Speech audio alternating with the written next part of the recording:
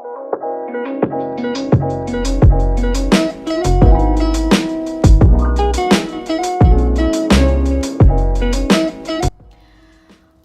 is up, you guys, and welcome back to my YouTube channel. So today I'm going to be diving into the 7 truths about interior design. It's not all what you think. You know, I'm just here to clear up what it takes, kind of. Alright, so let's dive into the video. So, number 1. Cannot stress this enough. We don't decorate, okay? Now, I'm sure most of y'all have seen HGTV or how to flip a house, or seen videos, you know, how to decorate your house, home. That's great. You know, if you want to do that, by all means, I have nothing against it. Do what your heart tells you or what you want to do, you know, follow your heart. I'm just here to tell you that that is not what we do. That is not what us interior designers do. You know, we don't go to college for that. So there's a lot that goes behind the scenes to becoming an interior designer. You know, you have to do a lot of critical thinking. You have to follow safety codes. You know, we examine existing conditions. So many things. But I'm just here to tell you, we don't decorate. There will be times when it comes to, you know, put the finishing pieces on, but I call that more styling. So yeah, okay. If you guys see me like looking down or you hear paper, it's because I have an outline, okay, that helps me stay organized on the topics. That way, you know, I don't start blabbing on. But yes, okay. So second thing is, let's say you got your interior design degree and you don't necessarily want to go in the same route that everyone's going, and you're thinking, well, what else can I apply my degree in? Well, I'm going to give you just a few ideas / options. I'm not going to go into too much depth into it because then this video is going to be too long. But let's say, you know, you like design, but you are also very tech savvy, or you like architecture. You could be, you know, you could go into the field of interior architecture. You know, you could become a home stager or a blogger or vlogger. You know, you could be a 3D renderer. You could specialize in being a drafter, or, you know, be a retail space planner. The possibilities are quite endless, you guys. You can apply your degree into so many different fields while staying in the industry. But yeah, that's just a few things that you can do. Obviously, there's more. Feel free to research more. Okay, so number 3. You have to acquire at least some people skills, because in this industry, you're going to be working with so many different types of people in the field to get the job done, whether they'll be contractors, they'll be, you know, vendors, home builders. You know, you might have that client one-on-one phase, and, you know, even your coworkers. You know, it's just really important to have a good relationship with them, because, you know, you never know when down the line, you know, you might need them, or you come cross paths, you know. So it's just important. So number 4.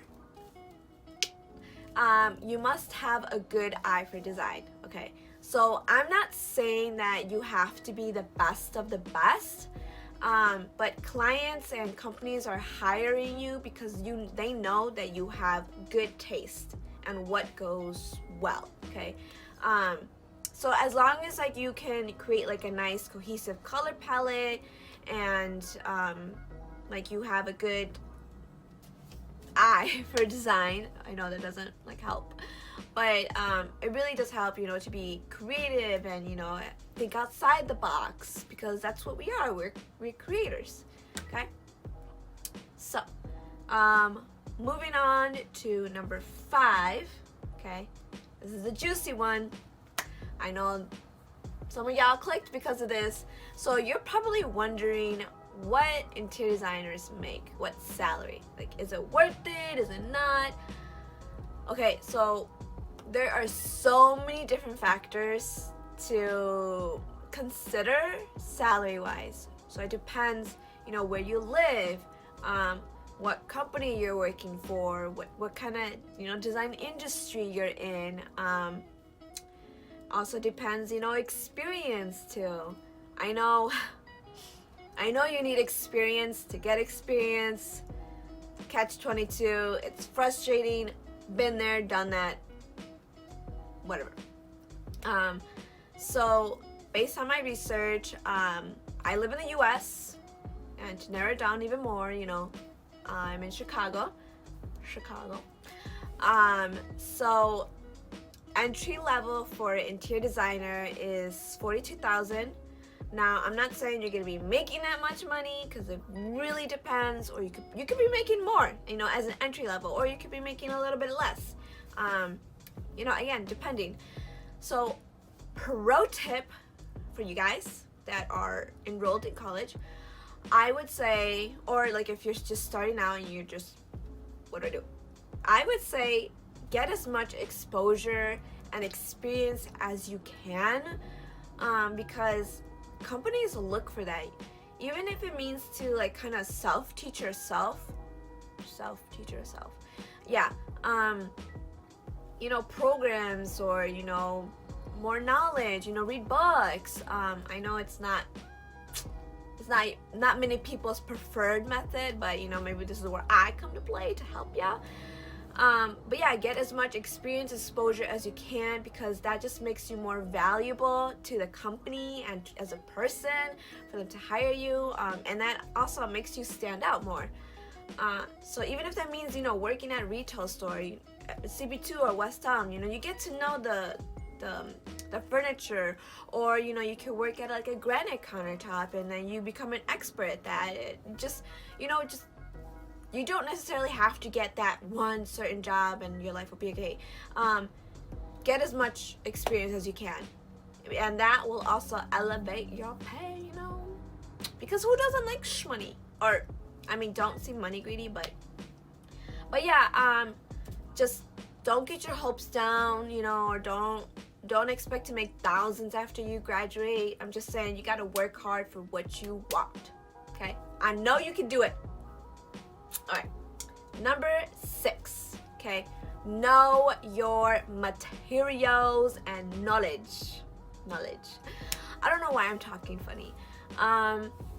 So as a designer, it's really important to know what kind of materials you're gonna be speccing to a client's home or in a commercial field.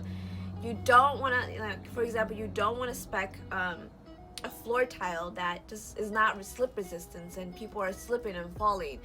That is not good, okay? I'm just saying. So yeah, even fabrics, you know, get some knowledge on what's durable, what's not durable, if it sheds, if it doesn't shed, you know, and stone, quartz, you know, wood species. There's so many materials to know and to, you know, just better inform yourself.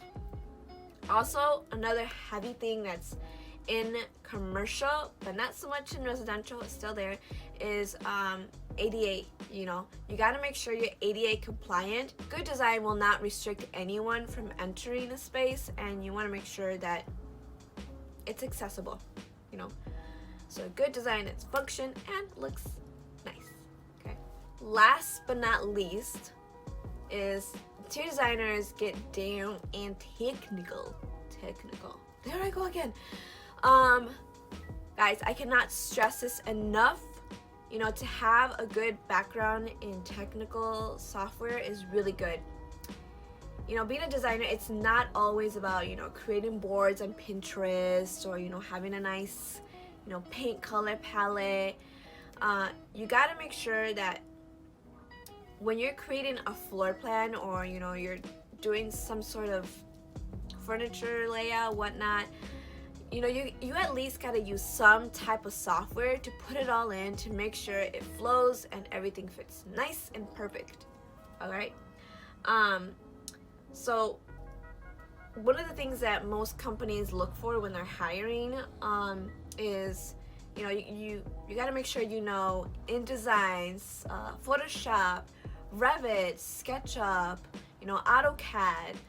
Those are some key important softwares to know and be knowledgeable in, because it just, again, based on my experience, you know, each company has a preference. Like, I was with a company who used AutoCAD and then they switched to Revit, or a company that solely uses, you know, AutoCAD or SketchUp. I don't know if your colleges do it, but my college taught me all those programs, which was really nice to have in, you know, handy in my resume. You know, if your college doesn't offer that, you know, teach yourself, you know.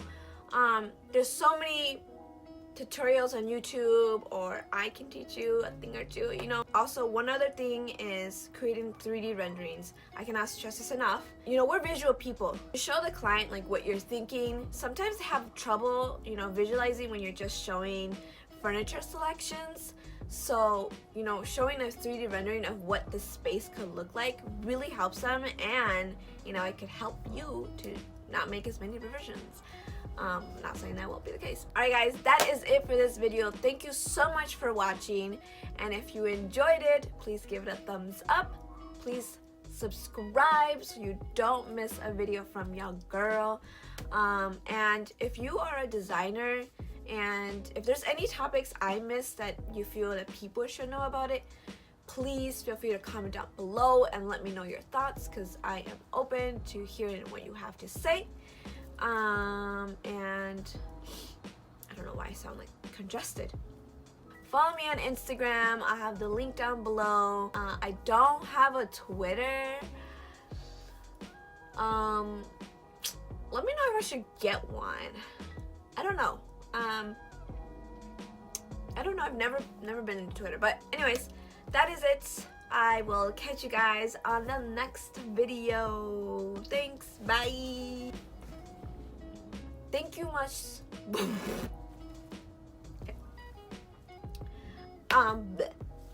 Follow me on Instagram. I'll be posting